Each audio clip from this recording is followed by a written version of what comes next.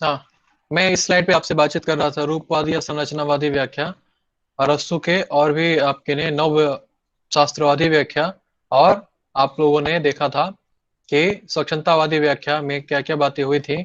हम लोग रूपवादी या संरचनावादी व्याख्या पे बातचीत कर रहे थे। यहाँ पे रूप आप लोग देख रहे हैं।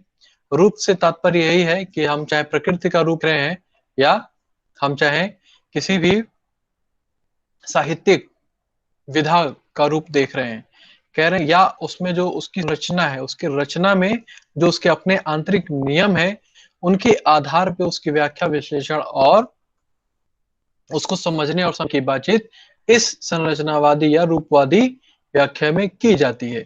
ठीक है, प्रकृति भी अपने एक आंतरिक नियमों से बधा हुआ है, जो हमें प्रत्यक्ष रूप में दिखाई नहीं रहा है, वो प्रत्यक्ष जगत से थोड़ा भिन्न है। वैसे ही आपकी जो कविता है, चाहे जो है कि आपकी कहानी है, चाहे आपका उपन्यास है, चाहे उत्तरा वृत्तांत है, चाहे कोई चित्रकला है, वह भी अपने आंतरिक नियमों से बधा हुआ है। वो भले हमें दिख ना रहा, क्योंकि अगर वह आंतरिक नियम अगर उसमें कार्य नहीं करता तो वह कविता नहीं होता। स्पेसिफिक जब आप साहित्य में कविता की बातें हैं, या आप उपन्यास की बात करते हैं, या अंग्रेजी में कहिए तो आप पोएट्री की बात करते हैं, प्रोज की बात करते हैं, नॉवेल की बात करते हैं, स्टोरी की बात करते हैं, हाँ? करते हैं ना?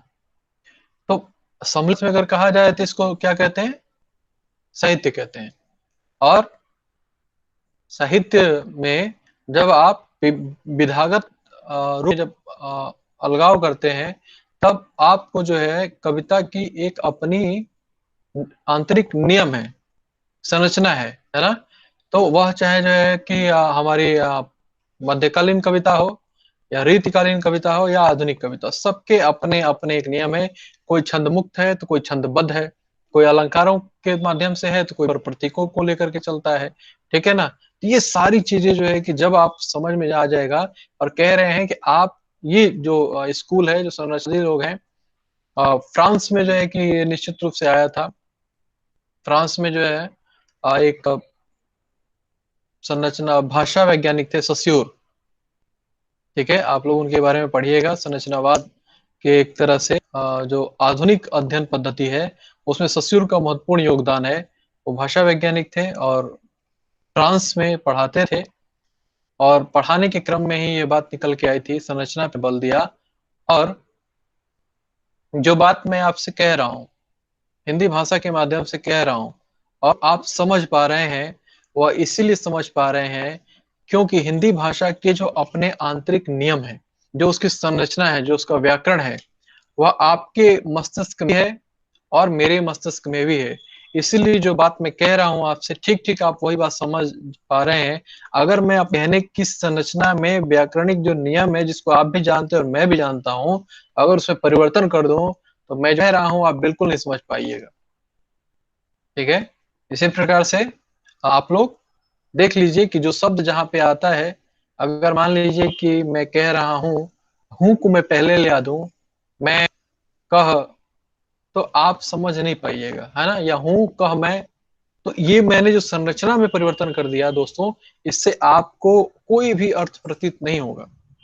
शब्द मैं बोल रहा हूं, वाक्य भी बन रहा है, लेकिन ये वाक्य निरर्थक है, सार्थक नहीं है।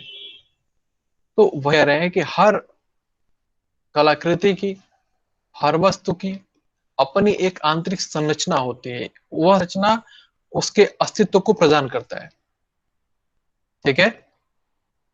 आप लोग इस बात को बहुत आसान समझ लीजिए कि यही संरचना आपका शरीर, जिसको आप मन कहते हैं, वह एक निश्चित संरचना है उसकी। अगर मान ले कि हमारे हाथों और पैरों के आकार प्रकार में पतन हो जाए, तो मुझे नहीं लगता कि हम जिस प्रकार से आज खड़े होकर के और आसानी से अपने कार्य को कर लेते हैं, वो नहीं कर पाएंगे।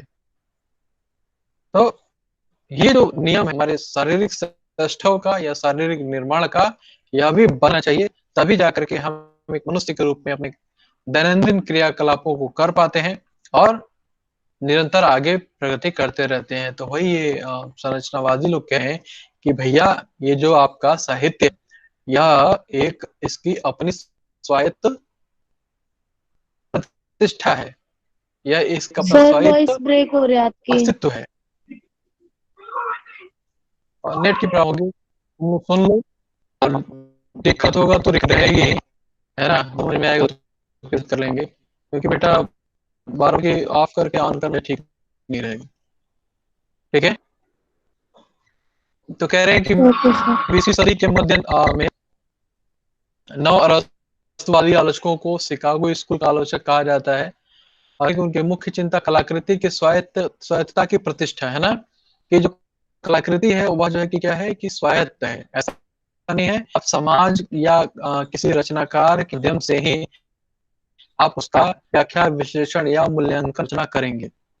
आप उसके जो आंतरिक नियम है, अगर आप कविता पढ़ रहे हैं तो आपकी जो स्थिति, आप जहां पे भी स्थित हैं, जिस समाज में जो है कि आपके माँ का निर्माण हुआ है, आप अपनी स्थिति, अपनी परिस्थिति और जिस संस्कृति या वातावरण में आप रहते हैं, आप उसके माध्यम से आप जो है कि जब उस कलाकृति की व्याख्या करने बैठिएगा या उसको समझने बैठिएगा, तो आपकी जो समझ होगी वह होता है कि जो दूसरा व्यक्ति है उसकी समझ से भिन्न होगी, क्योंकि उस व्यक्ति की जो भिन्न व्यक्ति है उसका परिवेश, उसका काल, उसकी परिस्थिति, उसकी समाज रचना हो सकता है अलग।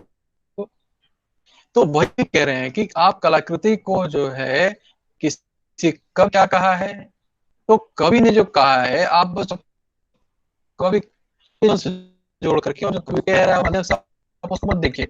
आप जैसे ही जो है कि कवि ने रचना को रच दिया, कवि है, रचना अलग है, रचना की एक अपनी स्वायत्तता है, उसकी एक अपनी प्रतिष्ठा है। ठीक है ना, कह रहे हैं कि आप उसके जो आंतरिक नियम है, अब जैसे नाटक है, नाटक में पात्र हैं, अभिनय है, चरित्र का चित्रण है, कथानक है, संगीत है, और भी बहुत सारे नियम हैं।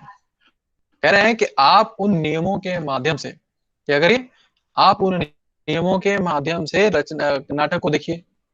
और कालिदास ने शकुंतलम को रचना कर दिया, तो अब कालिदास उसके बारे में क्या कह रहे हैं या किस प्रकार से उसकी व्याख्या कर रहे हैं, आप इस पे मत जाइए। आप जो आपके सामने जो शकुंतलम का जो नाटक है, अभिज्ञान शाकुंतलम, उसको आप खुद अपने अनुसार पढ़िए और जो आपको अर्थ उसमें प्रतीत हो रहा है उसको अव्यक्त करिए, उसको बताइए। ठीक है, तो यही है कलाकृति के स्वायत्तता की प्रतिष्ठा, जो संरचनावादी कह रहे हैं कि जो आप उसका आंतरिक जो नियम है ना, आप उन नियमों के माध्यम से उसके संबंध में बातचीत करिए। ठीक है ना, और मैंने आपको कहा था कि क्रेन, R.S. क्रेन, आप लोग देख रहे हैं कि महत्वपूर्ण विद्वान है, उन्होंने कहा कि किसी प्राकृत रूप या प्रक्रिया का सादृश्य रचना है ना, जो ये प्रकृति और जो प्रकृति की बातचीत चल रही है बार बार जो है कि उनके दिए गए सूत्र से, तो कह रहे हैं कि ये जो आप लोग कह रहे हैं ना, ये जो अनुकरण जो है वो क्या है, किसी प्राकृत रचना, प्राकृत रूप जो हमें प्रकृति में दिखाई दे रहा है ना, का सादृश्य रचना है, उसके जो नियम है उनको ही फॉलो करके किसी प्रकार की अन्य रचना को किया जा रहा है। कह रहे हैं कि जिस प्रकार प्रकृति के अपने एक आंतरिक नियम है जो अदृश्य हैं, हमें दिखाई नहीं देते लेकिन है, वैसे ही साहित्य में भी किसी विधा के अपने नियम है, उन नियमों के आधार पर ही रचना की जाती है और उसको देखी जाती है, समझी जाती है। अनुकरण का मतलब यही हुआ, और इसमें परिवर्तन भी होता रहता है समय समय पे। या दूसरे विद्वान जो थे, हार्वे डी गोल्ड, प्रकृति के अनुकरण का असर था कि कला की रचना पद्धति और प्रक्रिया में प्रकृति की प्रक्रिया और पद्धति का अनुकरण है। वही जो बात मैं आपसे कह रहा हूँ, ऊपर भी हमने चर्चा किया कि प्रकृति के अपने आंतरिक नियम है, दिन और रात होने के जो नियम है, पूरा एक वर्ष जो नियम है, प्लस ऋतु में परिवर्तित होने के जो अपने नियम है, इसके अलावा भी अन्य परिवर्तन होते रहते है ना, समय समय पे हो सकता है कुछ परिवर्तन हमें तत्काल दिखाई देते हैं, कुछ लंबे समय के बाद देते हैं।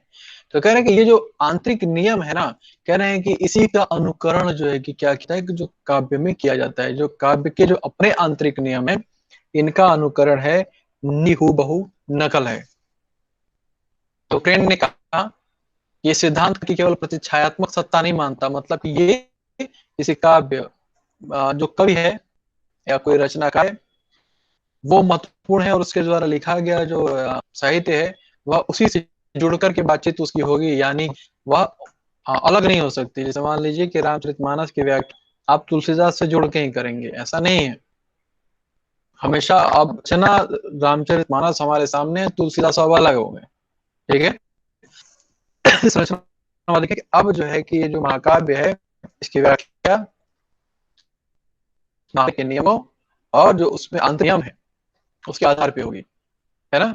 मतलब कि जैसे गुरु ग्रंथ साहिब को खुद मान लिया गया, वैसे ही रचनात्मक कोई भी जो है कि जो नाटक है चाहे उपन्यास है उसकी अपनी अब अलग एक सत्ता है। आप जो है कि अब किसी से जोड़ करके उसको नहीं देखिएगा, या प्रतिछायात्मकता जो है का मतलब यही हुआ कि आप छाया मत समझिए या नकल मत समझिए, वो उसकी अपनी एक अलग एक अपनी आइडेंटिटी है, उसकी अपनी एक पहचान है ना।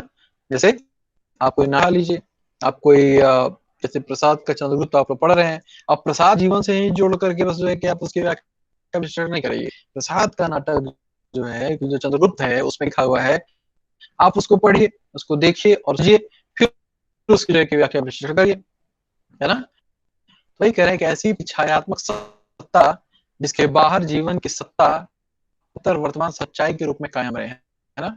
तो यही कह रहे हैं कि जिसके बाहर जीवन की सत्ता वर्तमान में सही के रूप में कायम रहे, यानी कि जो रचना है अब वह हमारे सामने है, उसकी अपनी सत्ता है, वर्तमान में है, सच रूप में हमारे सामने है।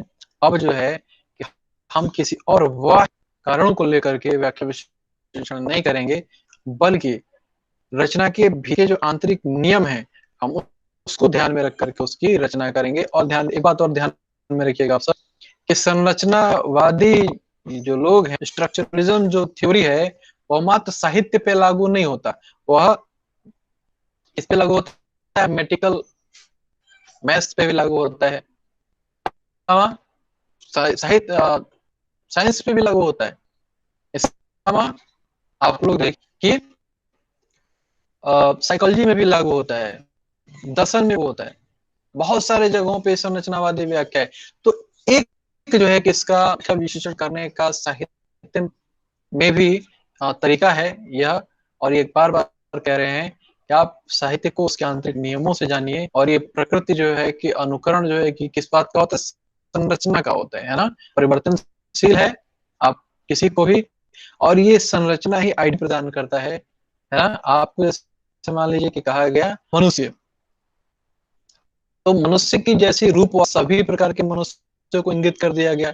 अब मान लीजिए कि किसी पर्टिकुलर व्यक्ति को जो है कि ना हो तो हम नाम लेके कहेंगे, है ना। चाहे आपने की क्लास में से किसी का नाम लेके कहा जाए, चाहे यमुना हो, चाहे और भी हमारे जो है कि दोस्त साथी लोग हैं, तो अगर हमने कहा यमुना तो यानी कि पूरी क्लास जो यमुना नाम का जो व्यक्ति है उसकी आइडेंटिटी है यमुना, है ना। तो वो जो है इंडिकेटिव होगा। मनुष्य कहा तो जो है कि संपूर्णता में मानव जाति के बारे में बात हुई, लेकिन नाम लेकर अगर पर्टिकुलर कहा दोस्तों, तो आप देखिएगा कि जैसे ही मैंने नाम लिया तो आपके दिमाग में एक रूप जो है उसका उभर, रूप ही जो है ना कि उसका रूप कैसे उभरा आपके, तो जो उसका संरचना आपको बाह्य दिख रही है ना उसके माध्यम से आप उसको पहचान गए, समझ गए, ठीक है। आर स्क्रीन ने यही कहा कि आप उसको बस नकल मत, किसी का छाया नहीं है, बल्कि वो उसकी अपनी भी एक सत्ता। बुलडिज्म पहले भी आया था, यहाँ पे थोड़ा विस्तृत रूप में है। रसूल जब कहते हैं कि प्रकृति का अनुकरण करती है तो उनका आशय है कि कला की पद्धति और प्रक्रिया में प्रकृति की पद्धति और प्रक्रिया का अनुकरण किया जाता है, यह मैंने आपको कहा। और ये वस्तु का नहीं जाता है, जैसे प्रकृति बाहर दिख रही है ना, अब जो कि काव्य में ठीक अगर मान लीजिए कोई प्राकृतिक दृश्य का वर्णन किया जा रहा है, तो जो दिख रहा है उसका वर्णन नहीं किया जा रहा है। कह रहे हैं जो प्राकृतिक प्रक्रिया है जिसके माध्यम से वह भी बना हुआ है, कह रहे हैं कि साहित्य में या किसी कला में उसका अनुकरण करता है जो उसके अपने आंतरिक नियम है। आपको मैंने गोल्डस्टीन का ये बात पहले भी समझा है कि उन्होंने बल देख करके कहा कि अनुकरण सिर्फ कला की स्वायत्तता का सिद्धांत है। ध्यान रखिएगा, कला की स्वायत्तता मतलब कि वह उसका अपना एक आंतरिक नियम, और वह नियम ही उसको क्या करता है, उसकी सत्ता का निर्माण करता है, यानी उसकी आइडेंटिटी को निर्मित करता है। वह जो है कि किसी के ऊपर आश्रित नहीं है, और ना तो वह नकल की नकल है ना, या तो या वह किसी कॉपी ऐसा बिल्कुल नहीं है। कह रहे हैं कि इसकी मूल प्रक्रिया यह नहीं है कि कला प्रकृति है, बल्कि वह कला को कला के रूप में प्रतिष्ठित कर, बार बार आप इस बात को याद रखिएगा। यहाँ पे निष्कर्ष रूप में नव्य अरस्तुवादी आलोचकों की मान्यता है कि अनुकरण से अरस्तु का अभिप्राय वस्तुओं का अनुकरण नहीं, वस्तुओं के निर्माण की मूलवर्ती प्रक्रिया के जो आप लोग देख रहे हैं नव्य अरस्तुवादी, ये जो संरचनावादी उपाधि है ना, इन्हीं को कहा जाता है नव्य अरस्तुवादी, ठीक है ना, नए अरस्तुवादी, ठीक है ना, ध्यान रखिएगा। अगर नव्य अरस्तुवादी आते हैं आलोचक, तो सीधे संरचनावाद और रूपवाद को जोड़ लीजिएगा, क्योंकि ये वही लोग हैं। कह रहे हैं कि रहता है कि नव्य अरस्तुवादी आलोचकों की मान्यता है कि अनुक से अभिप्राय जो है कि वस्तुओं का नहीं, बल्कि उसकी जो मूलवर्ती प्रक्रिया है, रचना की जो नियम है, कह रहे हैं कि उनके अनुकरण से है, बाह्य जगत का यथार्थ हुबहू प्रत्यांकन नहीं किया जाता है, ठीक है ना। अब पूरा का पूरा मैंने आपको जो अब तक बताया है उसको पॉइंट वाइज हमने करने की कोशिश की है कि हमने क्या सीखा है, ठीक है। ये संरचनावाद तो आपको समझ में आ गया कि संरचनावादी व्याख्या क्या है। इसमें मैंने क्लास में भी आपको समझाने की कोशिश की थी, और अभी भी मैंने वो डिटेल में इसके बारे में बातचीत किया है। तुमको समझ में आया क्या कुछ, या किसी को दिक्कत हो तो फिर बताइए, मैं सर कुछ भी समझ चलूंगा। नहीं आया। सर कुछ समझ में नहीं आया।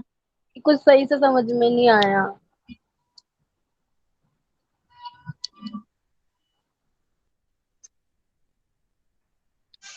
यही तुम सब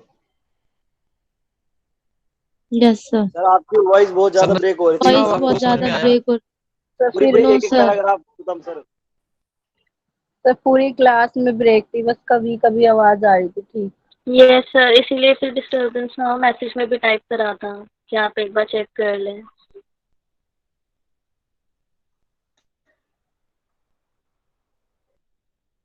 सर बस मतलब उसमें आवाज में आपका प्रॉब्लम हो रहा है, बाकी आप जो पढ़ा रहे हैं वो तो मतलब अच्छा पढ़ा रहे हैं, लेकिन बस नेटवर्क की वजह से ना बहुत ज़्यादा ब्रेक हो रही है वॉइस आपकी, तो मतलब वो समझ में नहीं आ रहा है बस। एक सर मिनट है रुक ही नहीं जाओ, है ना। सर।